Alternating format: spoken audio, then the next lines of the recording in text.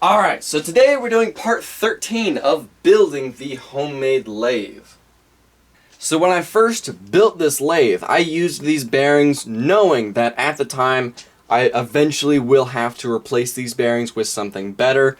I used these anyway just because they were the cheapest option at the time and they were the only thing I had to use. I got these at the scrapyard for I believe like $12 for this whole 2-inch axle plus 3 of these bearings, 2 of them that I used, and that was the cheapest option at the time, so that's why I did it. So again, I knew when I installed these bearings that I would eventually have to replace them. Honestly, they've lasted a lot longer than I thought they would. I mean, it does have some play in the chuck, up and down and back and forth, but it's not as bad as I originally thought it was going to be. I mean, I thought they were gonna get super sloppy like within a couple months, but no, they lasted a good year. So, but I think it's time to replace it, and I have everything I need to replace these, so let's just do it. Now this is hopefully everything I need to replace the spindle of the headstock. This is obviously the new spindle. This was originally 2-inch thick steel round bar that I got from the scrapyard. I turned it down to 1 3/4 diameter, and I believe it's like 17 inches long, so this was ridiculously long to turn this on the lathe. I also welded this faceplate, or this mounting plate, to the spindle to eventually mount the chuck to it. Now the bearings I'm actually using wheel bearings that I got from Northern Tool.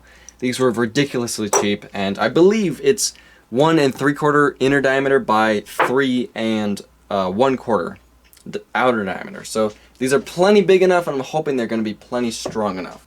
Now probably the hardest pieces to make were these right here. These are the bearing housings I had to make out of 1-inch thick steel plate. Now I had to cut these out with my angle grinder. That was not fun. I had to use like 7 cutoff discs just to cut these out. Like a couple hours of grinding to clean them up and get them into the shape that they're in right now. And then like several hours of turning on the lathe to turn this giant center hole in the middle of them to allow this to fit in there. So I'm hoping everything's going to work out, and the first thing we need to do is we need to disassemble the old headstock, take everything off, clean everything up, and then get it ready to install all these new pieces.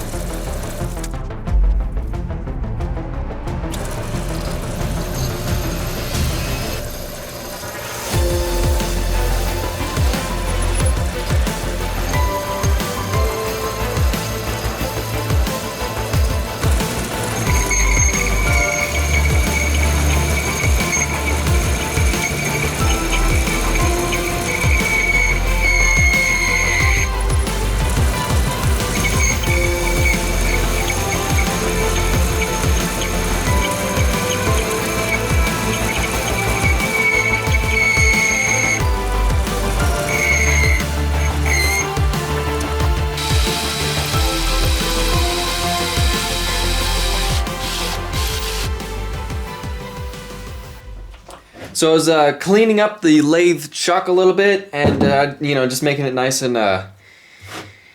shiny. Getting rid of some of the. There's just a lot of metal shavings around here, in between, stuck in the teeth. You know, from a year of turning stuff, and I wanted to take a look inside and see if there's anything in here that's, you know, maybe damaged. You know, while I'm in here, I might as well take a look at it, and I'm glad I did, because look at all the metal shavings inside of this. Look at this. Look at all those metal shavings that are just, you know, gummed up on here. Just like, man, I'm glad I took this apart, because I definitely need to clean this up, get rid of all these metal shavings, because this is really bad. So yeah, over time I always felt like it was getting gummed up, but I didn't know it was getting this bad. So I'm definitely going to take this whole thing apart, clean every single little thing out, clean all the metal shavings out, and pack it full of grease, not full of grease, but just put more grease in here, and you know, I just need to clean this out, because this is pretty bad. This is pretty bad.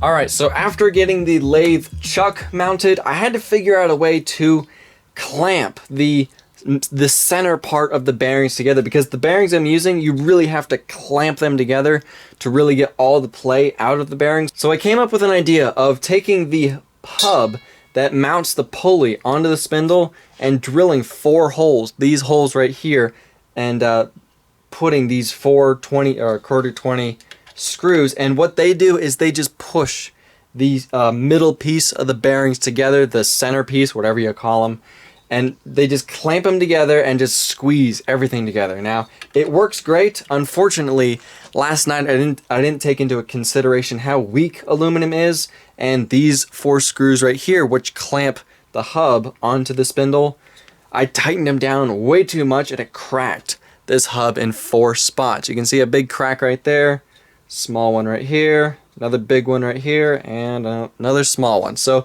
this hub's broken. It's cracked in 4 spots. We just need to replace it. So I made this hub. This is a new hub. This is basically just an identical one. This one has 12 holes that I drilled and tapped. This one has 16. So basically it just has 4 more screws clamping it down onto the spindle. It has these right here and these right here, which clamp it down.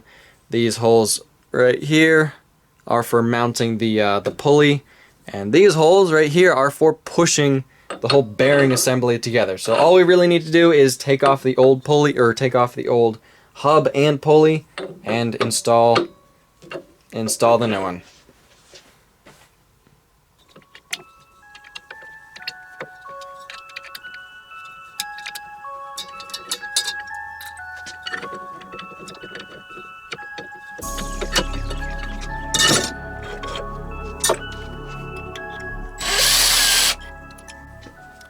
Okay, here's the old one. You can see it's cracked pretty badly. I mean, it's cracked all the way through. If this camera would focus. Come on. Focus, you. There you go. And you can tell it cracked where I drilled these holes.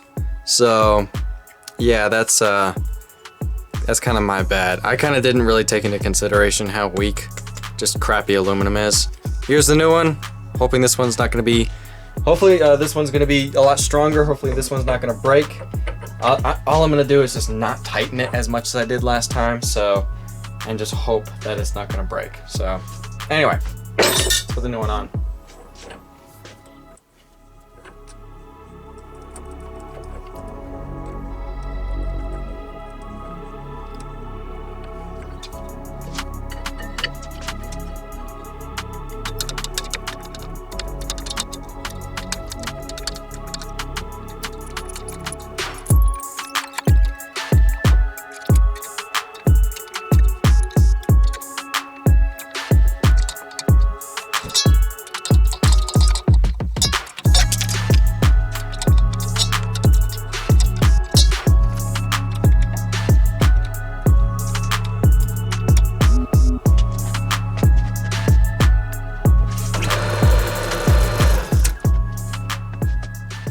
Alright, so we finally have everything installed. We have the chuck installed. The hub of that holds the pulley on here is now perfect. It's not cracked anymore, and it's now working perfect. Everything is working perfectly. Now I've been taking the last day and a half to 2 days to line everything up, get rid of all the run out in the chuck, and make sure this lines up perfectly with the tailstock. And I think I've gotten it, you know, almost perfect. Let me show you the accuracy we now have with the chuck. Let me put that on there. Let me zoom in so you guys can see what I'm doing. Give me a second here. I think that's right there. So it's not perfect, but let me put it to 0. So it's not perfect. There we go. So it's not perfect. It does move back and forth a tiny little bit, but I think that's close enough. I think it's because, you know, it has a little bit of rough surface on this chuck. This chuck is 1.5 years old. It's been kind of abused, so I think that is as close as I'm gonna get it. Let me turn it on and show you. It kind of dances a little bit and goes a little nuts when I turn it on, but I think that's normal. That's as close as I'm gonna get it, so let's turn something and see how much better finish we can get with the new bearings. Alright, so we're just gonna be turning just a random chunk of round stock that I have. Let's put that in there. Let me zoom in a bit and set the focus. Give me a second.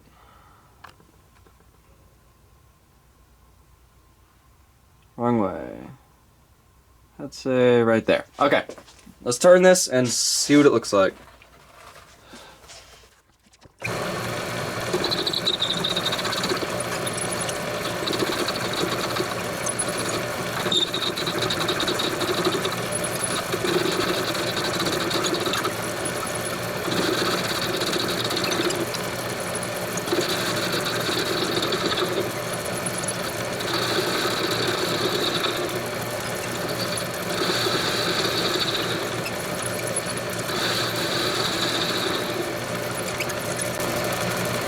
Alright, so here it is at normal speed now that I cleaned it all up.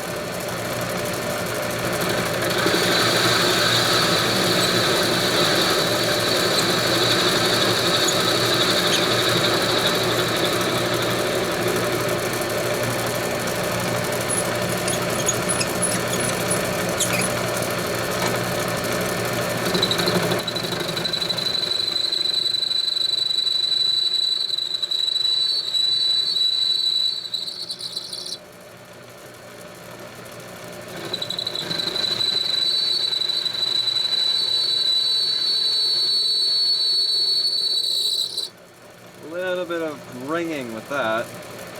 That's unfortunate.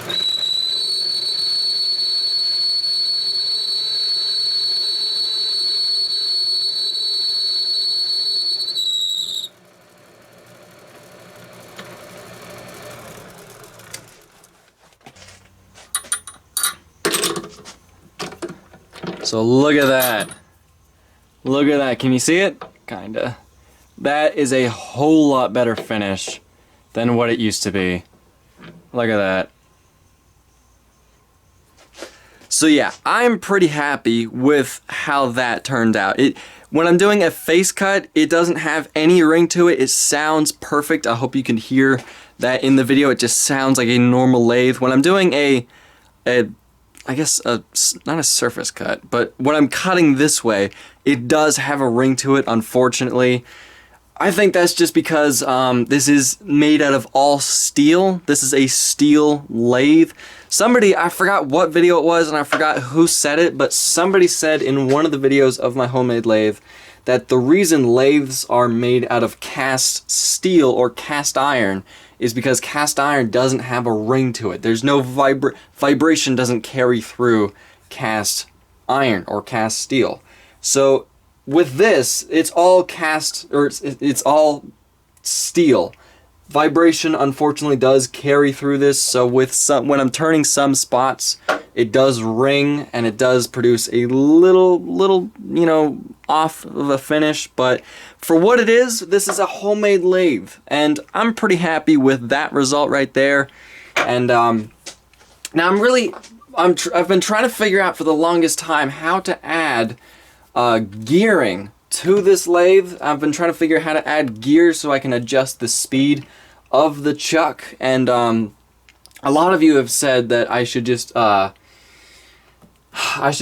a variable speed motor, but the motor that I need would be like, you know, a couple $100, and then the speed controller would be a couple $100. I've looked into the whole dimmer switch thing. I don't think it would work for the kind of power that I would need out of this. It would just make it to where the motor wouldn't have as much torque at low end, so it wouldn't have that much power. I don't think it would work. And I'm also trying to figure out how to improve the automatic feed that I added in the last video of this lathe. I didn't set up right now the automatic feed for this right now. I'm trying to figure out how to make it so it can go back and forth at will. I'm trying to figure out how I can maybe add a windshield wiper motor, so therefore I can have like a little toggle switch so I can make it go back and forth so it's semi-automatic. So I'm hoping to do a couple more videos of this lathe in the future, but yeah, I'm pretty happy with how this turned out. The bearings are awesome. It's a whole lot more quiet than the old bearings were, and I'm really happy with the results. So yeah, I gotta end the video here. Thank you for watching. Subscribe, and have a nice day.